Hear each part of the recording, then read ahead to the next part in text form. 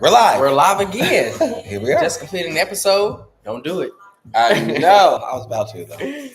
So, listen, we're live. This is the post-show episode. We're going to talk a little bit about our thoughts on it. These are our real thoughts. We haven't discussed it yet. Nope. We're also playing, if you cannot hear, Amy Winehouse in the background. Listen. We love Amy Winehouse. Amy Winehouse gets us in the zone, the mood. It's just the right tone for us to write and do good work. Yeah. And let's talk a little bit about how we got to listening to Amy Winehouse.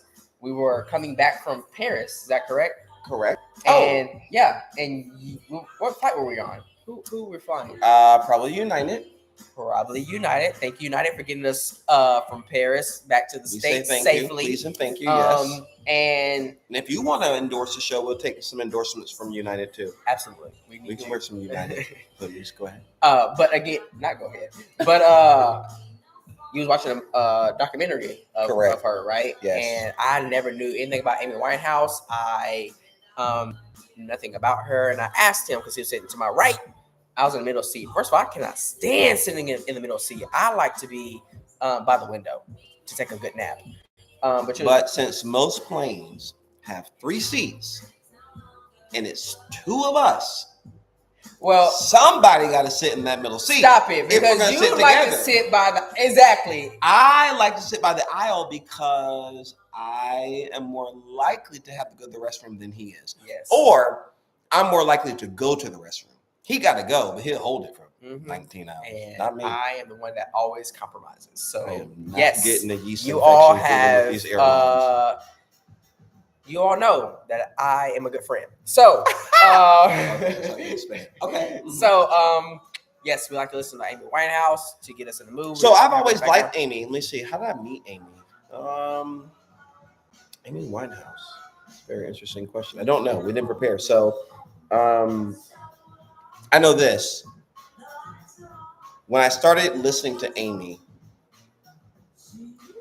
I was convinced there is a musical genius. Yeah. Like, talented,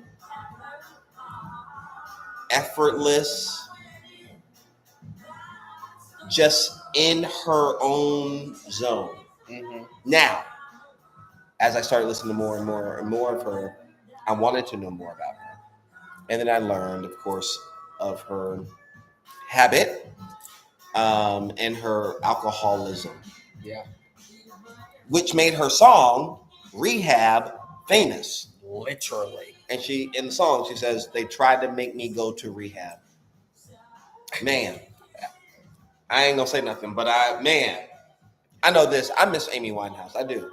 Yeah, we do. So many hits. There could have been more hits. That could have been, right, yeah. If she had gone probably to rehab. Exactly. But she didn't, so. Which goes to show that there are people out here in this world who are going through things. Yeah. As you always say, I'm giving you credit is that the world is hurting. Yeah. And we have to do a better job of truly showing why people are here. They're giving them their flowers. We have to make sure that they feel that they matter and they're components of mattering, that we give them the proper attention, that we show them that we need them. Yeah. The world is a better place when they are here. That we celebrate them when they succeed. When Amy Winehouse, has these hits that we pat her on the back and we cheer her on and we give her. If we had known her, if we were friends with her, we'd been like, Amy, boo-boo. Thank you. Come on, we're going to rehab because there's just too many great hits going to rehab. All 3 of us. All of us are going to rehab. For support, because that's what we do. We rock hard. Also, I need rehab too, so we can go. But I mean, in all seriousness, if you're out there and you're hurting, whatever it is, it's okay to ask for help. I mean, it's okay to go to counseling. It's okay to go to rehab. It's okay to, go for a walk, go for a run, give yourself a cupcake to reward yourself for pushing through that last conversation at work that was difficult. Yeah. Give yourself what you need. Mm-hmm. I mean, Absolutely. we try to practice it, but all that to say, when our paths cross and we started to learn more about each other, I felt like I really needed to tell him about Amy Winehouse. And so we were coming back from Paris, we were watching a documentary and listened to Amy, and we have never stopped since. If we need to get into a mood for working, she has to be on. She has to be on. Absolutely. Because Amy does it every time. But before the show, if he gets on my nerves, okay.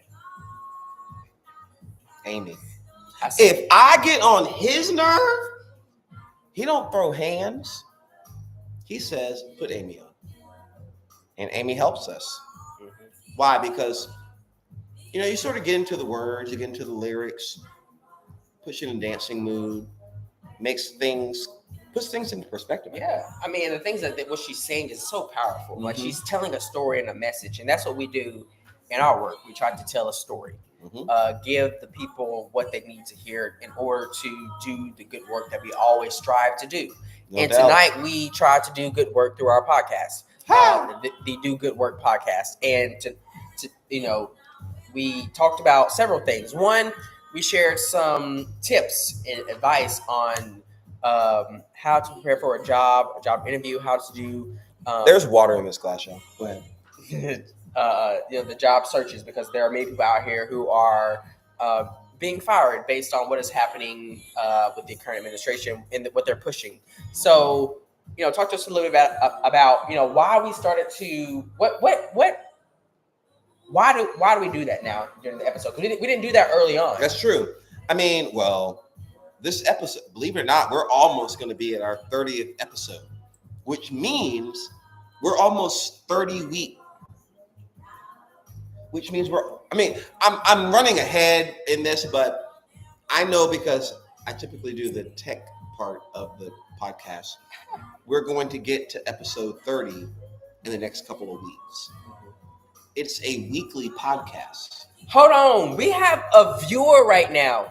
Whoa, look at that. Hello. Thank you for tuning in. Feel free to use the chat. Good eyes. Okay. But my point is, we're going to be at our 30th episode pretty soon, a couple weeks. It's a weekly podcast, which means we've had 30 weeks of the podcast. Yeah. There are 52 weeks in a year, which means in a couple of weeks, we're going to hit a year. Yeah. It'll be a year old. A year. We got to figure out when that is so we can have a big celebration. Big celebration. Yeah. And pat ourselves on the back, right? We may need a cupcake or a pizza night. Yeah. Pizza. But all that to say, 30 weeks ago, tell the people, be real. One, the world was not on fire like it is right now. Mm-hmm. Quite frankly, and literally, 30 weeks ago, we had a different president. We had a different administration. We had a different cabinet. Why am I saying that? Well, since January, are you listening? Or are you looking at yourself in the mirror? Both. Okay. So since January, with the current administration, thousands of people are without jobs, especially federal workers, people who work at the Department of Education, people who work at HHS, Health and Human Services, federal agencies like the National Science Foundation, National Institutes of Health, have downsized. It's over there. I'm like, where's my phone? We get texts weekly, probably daily, from people who say, hey, lost my job, need work. Lost my job, looking to start my own business. Lost my job, looking to go into consulting like you guys. Can you help me out? Lost my job. Are y'all hiring? So, and the answer is not usually, right? Because, it's a relatively intimate, small operation. Yeah. If we could, we would. If someone gave us $1 billion, even $1 billion, first thing I know we're going to do is try to employ people. and get people to help us do good work. But as these requests came in more and more, our question is, how do we help? Right. How do we respond? So we thought, well, there are a couple ways we can respond. One, help people get these good jobs. Tips about jobs and making sure people are aware of the jobs that are out there and people are hiring for. Right. And then we thought, well, listen, we were in, where was it? New Orleans for a conference. NASPA. Okay, there you go. I didn't want to say the conference name. I was, but you were looking like a through deer it, like, in headlight. what we're talking about right now. But, New Orleans, we were at a conference, and as we're walking, people are literally saying to us left and right, good job on the podcast. Absolutely. I watched the podcast. Yeah. Keep up the good work with the podcast. I listened to the podcast. Don't stop with the podcast. So what we realized by going to this conference is we can see that people tune in. But what we also learned is everyone doesn't watch the live only. Mm-hmm. People go back and watch the recordings. So we have a network of people who are our podcast subscribers and followers, supporters and friends. We also learned, like last week, I read it today, was we had someone who said that they listened to a podcast. We had Philip Smith on, who is at Rutgers. He talked about basic needs and the importance of meeting students' basic needs. And he shared that he's going back to watch the others. Yeah. And listen, we so by watching, by learning about the number of people who are part of our community and our network, we thought, wait, we can help. Yeah. We can, one, use the podcast as the vehicle for helping. So it's not just current issues and news debates and what are we working on and do good work, but it's also became, what kind of job tips can we offer? Who's hiring? Could we have them on the show? Mm-hmm. To talk about the jobs, talk about the culture, where they work. Use the podcast as a mechanism for tackling the problem of underemployment and unemployment. Yep. That's how we got there. Exactly. So with that being said, if you are hiring, let us know, write us. We will happily share it out and happily call it out on the podcast.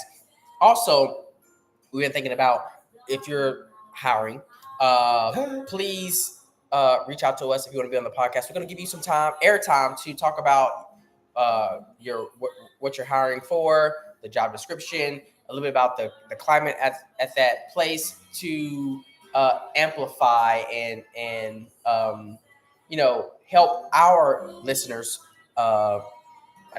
recognize and acknowledge and appreciate that there are some jobs out there. People are actually looking for hard workers, and we know that our listeners are hard workers. Hard workers who do good work.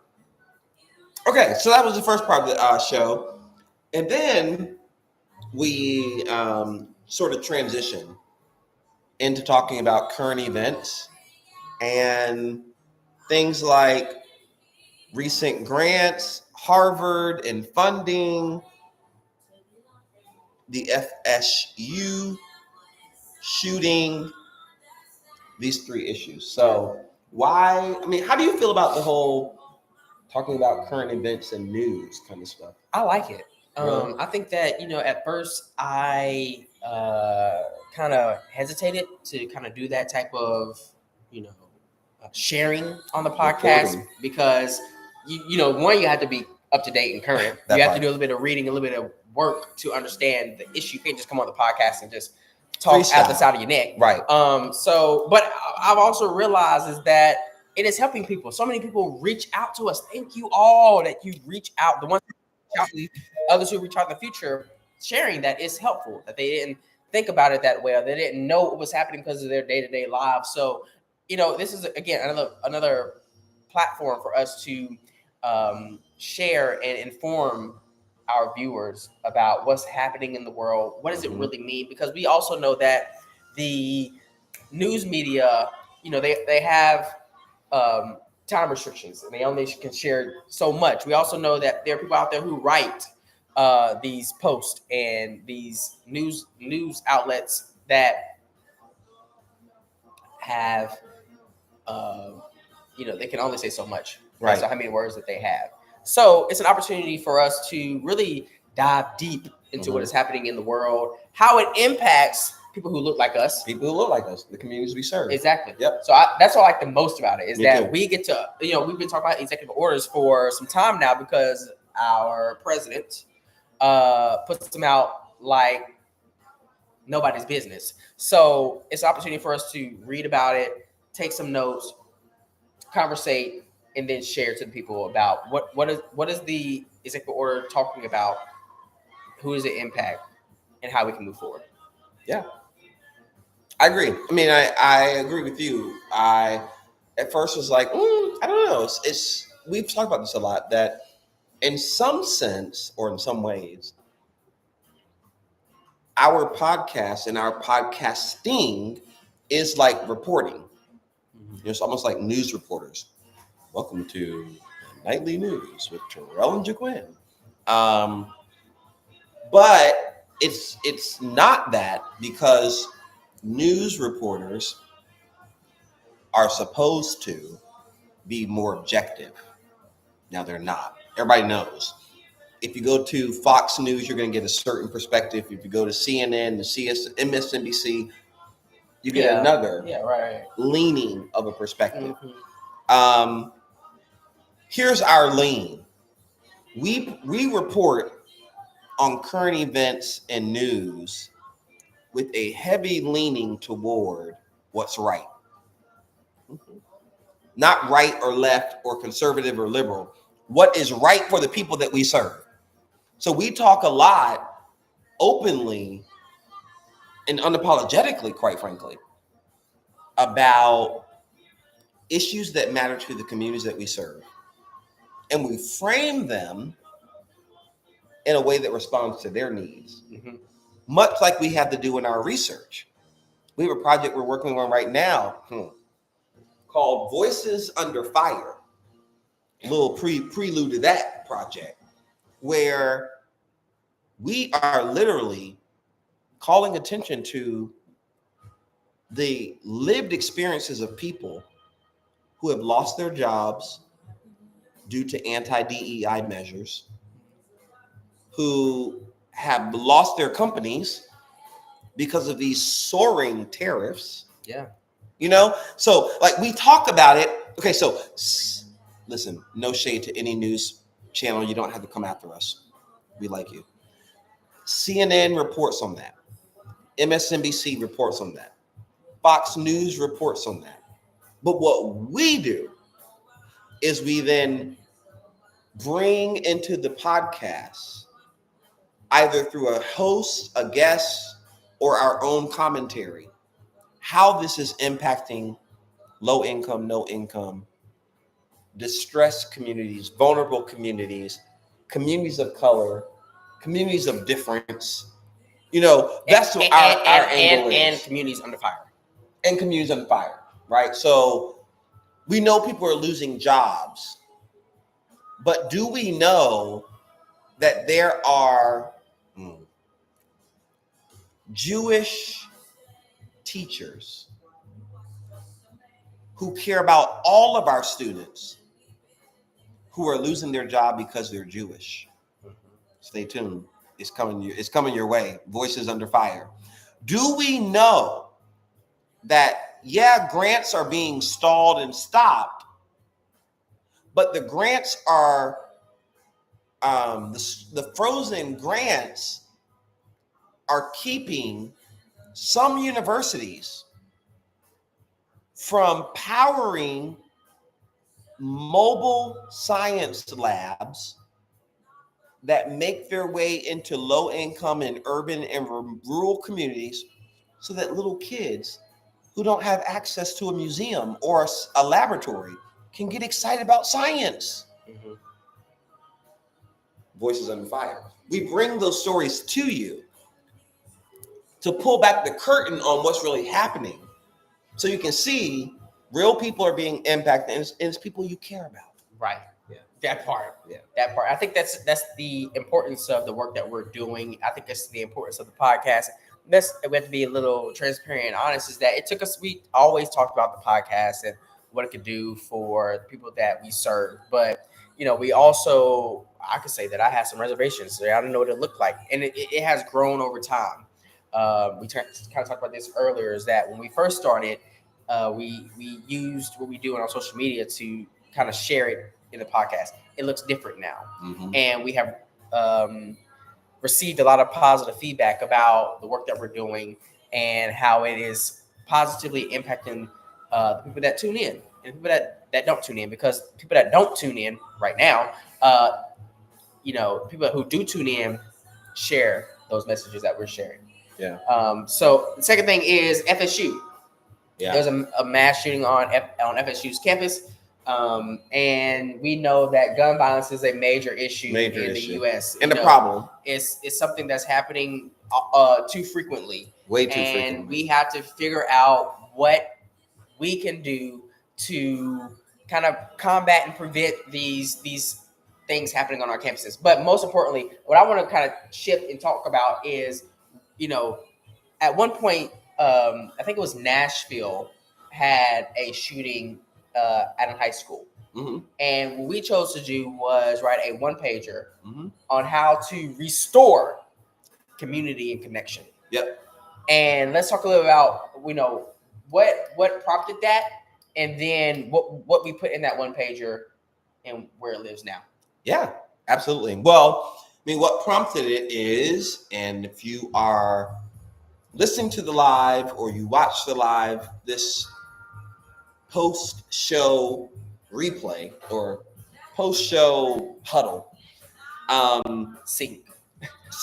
Oh, I love that word. You'll know this. Next Saturday, you want to tune in, because we are going to be interviewing and talking with Senator Charlayne Oliver out of District 19 in, I hope I got her district number right. Don't quote me on that one, but I know this. She's a senator in Tennessee, in Nashville. Charlayne Oliver. My point is this.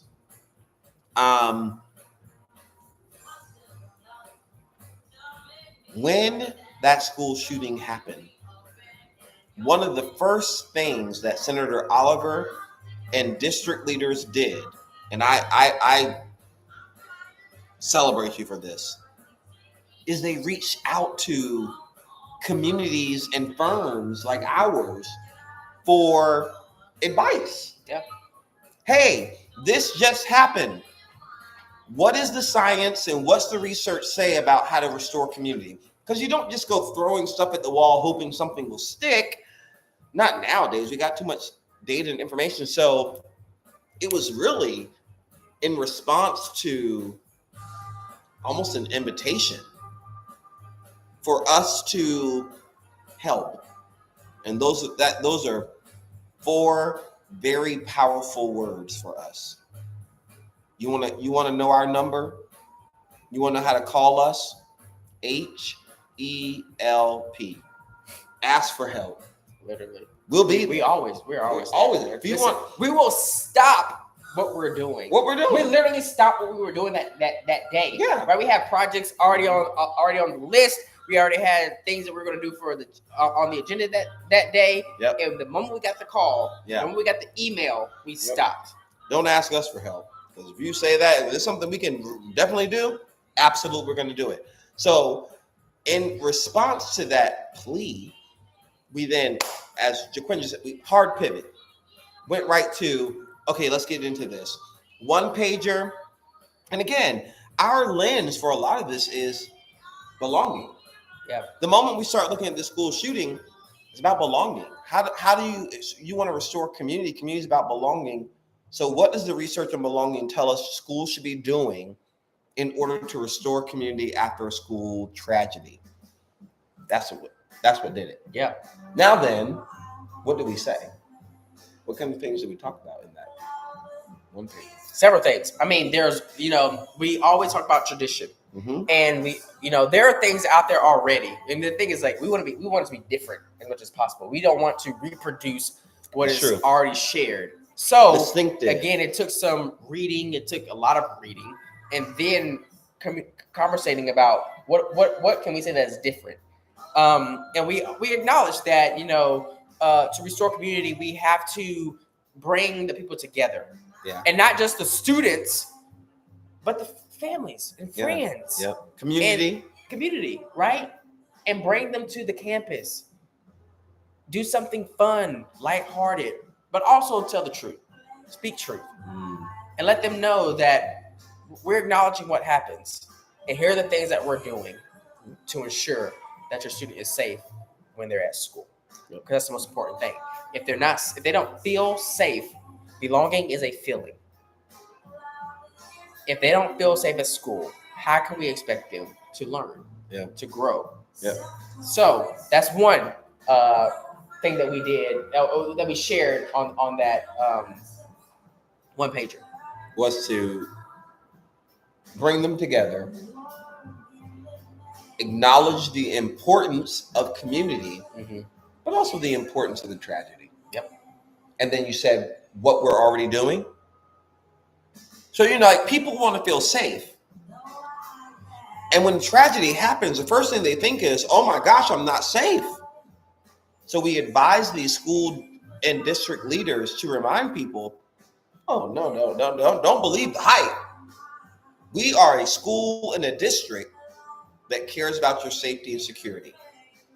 There are these things in place.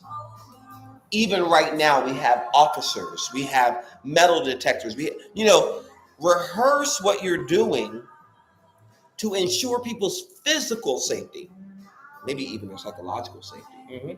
But then two, if you're really trying to build community in the middle of all of this, people build community through connections. Absolutely. So part of what you got to do is talk about the connections. This is a time where superintendents and principals are well advised to review the mission, the vision, the core values. What do we agree to as community values that are principles that we will all hold on to? Like this, I'm getting excited. Go ahead. If this is a school and our, mascot is the Eagles. No shade to the Philadelphia Eagles. There you go. Come on now. No shade to y'all. But if the school mascot is the Eagles, this is a time for the principal or the superintendent to bring people together and be like, come on, y'all. We are Eagles. And what do Eagles do? They soar. Exactly. And they soar high above the chaos and the confusion. Yes, and even the violence. And that over the next couple of days, what we're going to do is we're going to live out what it really means to be an eagle. That now is the time that we're going to provide the kind of support to help you soar academically and socially and psychologically and physically. And you rattle off all the resources you've got in place. Because here's the thing, when tragedy strikes on a Monday, you sometimes don't feel it until Thursday. So what's in place for me? Yeah. And one thing that we shared is that having, integrating this mental health check-ins during class, including it in the curriculum, is that at the beginning of class, ask students, how are you feeling? Yep. And then, something that we like to do is on a scale of 1 to 5, that 1 is you're blue, you're down, you're sad, you feel anxiety. 5 is you're happy, you're elated, you're ready to go. But it's not so much just asking them how you feel, but taking their scores and then doing something with it. So students what we like to do is like 1 to 3. So if you're a 1, a 2, or a 3, we're following up with you to ask more questions like, what is it? How can I best support you?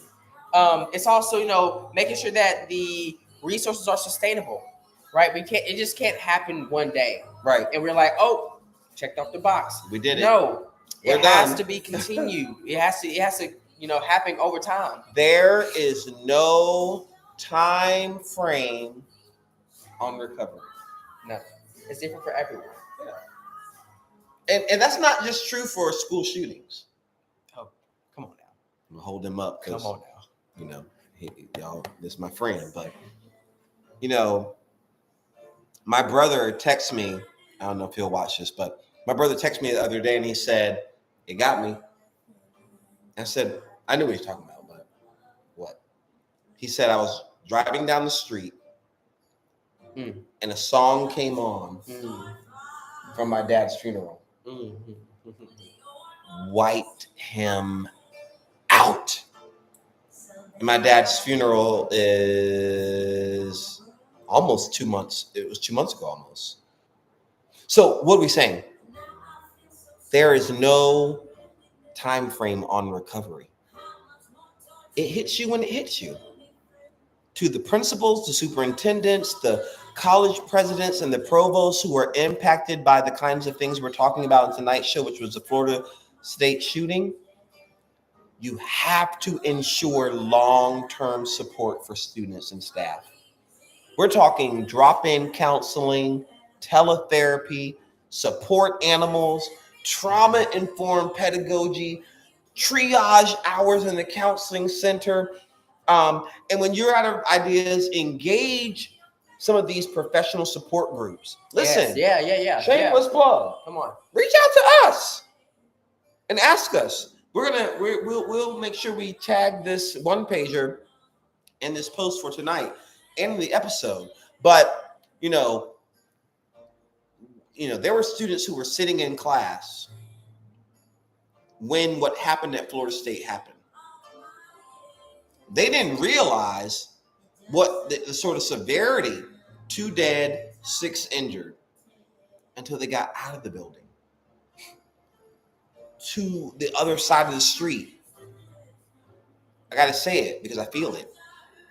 Somebody got to the other side of the street and realized their friend is gone. It was 2 Aramark workers. Their favorite cafeteria worker or food services person is gone. Or their best friend or roommate is now in the hospital injured. Who helps that student? Who's helping that student pick up the pieces and move through the week? Today is Friday. What is it? Saturday. Who's helping that student get ready for Monday? Right. Place-based trauma is real. If I was in the engineering building, I'm just picking on the engineering building as an example. When it happened, I don't want to go back. I don't want to go back in there. No. Here's the part, my friend, Prof. Who's helping the professor understand that there might be a few students who don't want to come back to class. And that's okay. And that is okay. That's okay. That's okay by our We got to be flexible. You got to allow them to do class online, right? And then maybe listen. They may not even attend class online when it's live and it's happening in that moment. But record the class. We're gonna give them some grace. Absolutely. Yeah. It's necessary. Yeah. They're human. They have emotions. You cannot come back with oh no, in my class you have to be present. My lecture is such dynamic, it's so rich, you gotta be there. I get that. We get that. But did you realize what just happened? You know what I'm saying? Like, you gotta give grace. And grace sometimes it's not me. Correct. I don't understand it. I wouldn't need it, but because you need it. You need it. And because I want you to be successful, I'm going to offer it. No, you don't have to go to the dean of students. No, you don't have to go to the provost and go through 5 or 6 different appeals in order for me to comply. As a member of this campus community who holds to the same values, having just suffered this tragedy, I'm giving you the support because I know from the one pager from Do Good Work that ensuring sustainable support and resources enables your success. Absolutely. Which means that when we give students what they need, there are 2 types of need. One is express needs. They share exactly what it is that they need to be successful. Other is latent needs. That is unconscious and they don't share exactly what is needed to be successful. But our work as professors, as educators, as administrators and staff and employers we meet people's needs. Period. But listen. But wait, I know are we about to leave? We about to leave. So listen, before let's go home. You said that you were surprised by the take I had on the FSU situation. Mm-hmm. You thought we'd go a different direction. I thought you go in different directions. So, as we were preparing, we try to prepare separately so that we're not coming in and crowding each other's space. You know what I'm saying? We got some different ideas. And don't do that because you bumped me earlier. You've been working and out. The thing is, I thought we were really just kind of going through. Keep it going. I thought we were kind of going to go through about there's some facts that have already been shared. But you pointed out, listen, that's already been talked about. Let's really draw on belonging theory and connect the two, the what happened in theory and how students need to feel. We got basic needs. We just said it. The two types of needs, but basic needs are air, food, water, sleep, and sex. But the second band is safety and security. Our students need to feel safe and secure on campus and in school. So I appreciate it and enjoyed that you brought that to the conversation for us to share in the podcast. Awesome. Let's go. So this concludes the post-show recap. And please go to YouTube, click subscribe, click notify, because next week you do not want to miss our episode. We are going to be talking with and interviewing the one, the only State Senator Charlene Oliver. You'll see the flyer on our social media this week, but until then, don't be afraid to do something.